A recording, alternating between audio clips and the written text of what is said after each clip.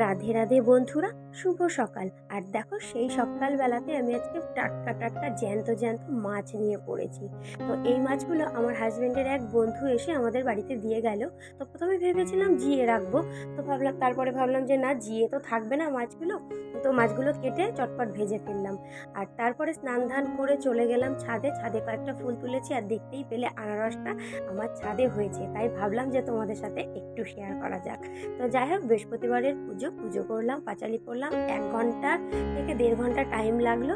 তারপরে নিচে আসলাম, এসে এই যে টিফিন ছিল, খাওয়া দাওয়া করলাম, হাজব্যান্ডকে খেতে দিয়ে দিলাম। আর ছেলে তখন স্কুল থেকে ফেরেনি। তারপরে অবশ্য ছেলে স্কুল থেকে ফিরেছে, আর প্রচণ্ড মেঘ করেছিল। বেলা 12:30 1টা বাজে। ছাদে প্রচুর কাচাকুচি করেছিলাম, সেগুলো সব তুলে নিয়ে আসলাম আর টুকটুক করে ভাঁজ করছিলাম। আর এখানে ছেলে এসে আমার সাথে স্কুলের যত গল্প আছে সেই সমস্ত গল্প সব শেয়ার করছিল, আমি ওর গল্প শুনছিলাম।